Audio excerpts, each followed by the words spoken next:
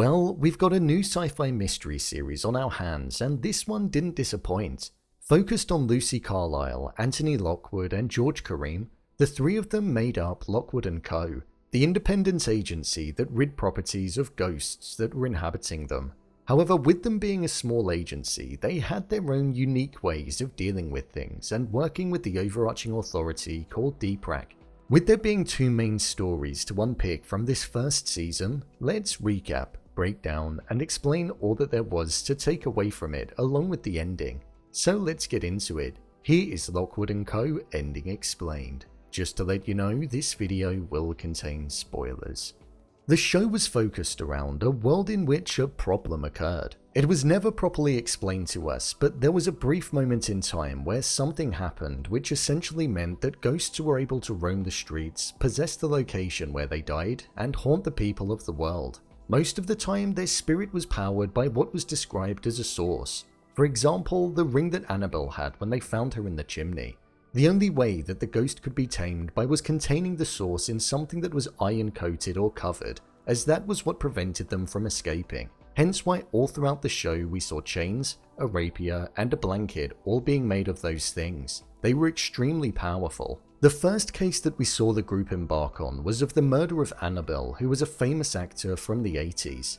This was where we really discovered the power that Lucy held compared to Anthony and George. Lucy specialized in listening and utilizing sound in order to locate the ghosts by channeling in on them, so much so that she felt like she had a connection with Annabelle whenever she would be awoken. We saw them break the case and find out that it was Sir John Fairfax who killed Annabelle, and they ultimately released the spirit of Annabelle onto him, allowing her to get her revenge, which ultimately meant that Annabelle wasn't angry with the Lockwood Co anymore. I actually found this story to be extremely interesting, and I could have quite happily had it run for a little while longer, as this was where we really saw the characters grow and introduce themselves to us.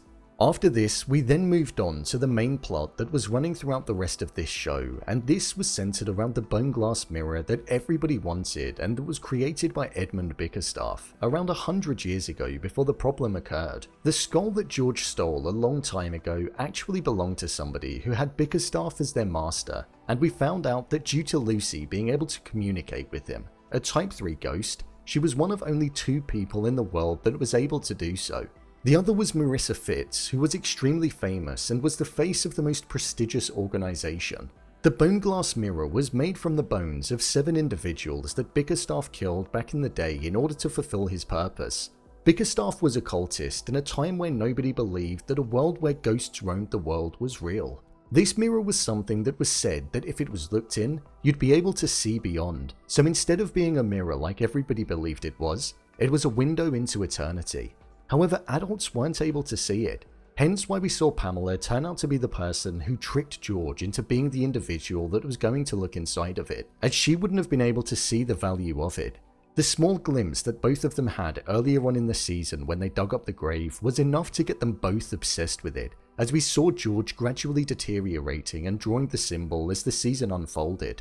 Pamela wanted to essentially bring Bickerstaff back to life due to the fact that he was a visionary for his time and was ahead of the world that he was in, so by bringing him back he would have been able to apply his knowledge to today's world. However, that was an extreme danger, due to the fact that he was a serial killer. With Lucy sneaking down to save George and retrieve the bone glass mirror, she saw that he was actually trapped. Lucy offered herself up to look at the mirror as she had the talent, but instead she put the talking head in front of the beam and it absorbed the effect of it until George ran into it and destroyed it, only to the point where Pamela looked at the broken remains and it ended up destroying her. However, with Lockwood being harmed by the mysterious man with the golden blade, we saw that he came down at the right time and threw his rapier at the spirit of Bickerstaff as he was still around, and ensured that Bickerstaff was gone for good. DPRAC ended up with the bone glass mirror and ensured that it was going to be destroyed. But that wasn't the end of the mysteries.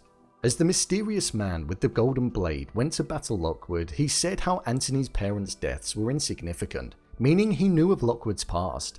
Something we never actually got to find out about. However, we did see him speaking with Fitz at the end of the episode as well, showing that she may not be the clean-cut public figure that everybody expects her to be. As she mentioned in the ball around halfway through the season, she stated that people see what they want to see, so I feel she's definitely playing a part and she has a dark side buried beneath what she allows the public to see. The mystery of the door that was inside of Lockwood's house was something that we never got to find out about, and it almost symbolized Lockwood's past, a door that was never opened.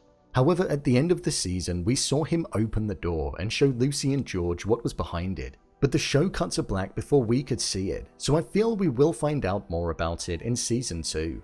There are some theories around what could be behind it. I feel it's definitely going to contain something about his parents or his entire family. We know that his parents are both dead, so there could be 2 sources behind the door, one for his mother and one for his father, hence why it's under lock and key, so nobody's able to access them. Or they could be type 3, meaning that they're essentially stuck in this world and only able to communicate with certain people, so Lucy may be able to speak with them if they are what lies behind the door. I feel the season 2 has most certainly been set up with the cliffhanger of an ending, so I feel we'll have to wait and see what's going to happen, if it does get commissioned. I thought this first season of the show was pretty good. We got a good amount of backstory to the characters, especially Lucy, with the entirety of the first episode focusing on that, and we got to see them all develop over the course of the 8 episodes. 8 episodes was the perfect runtime for this show. It wasn't too long, and it felt like just about the right amount of time for the show to get across everything that it needed to.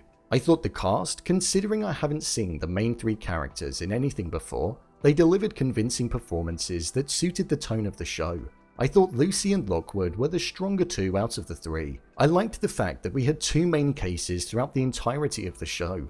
I would say though, I did personally prefer the case around Annabelle, and I felt as though we could have had the whole season focus on that, just because it felt a little more engaging and had a faster pace behind it with the revelations. Although there were twists in this show, they didn't feel like surprising ones. There were no real curveballs, and I feel like the identity of the man with the golden blade should have been revealed. We never really got to find out his identity, and I wish that we did.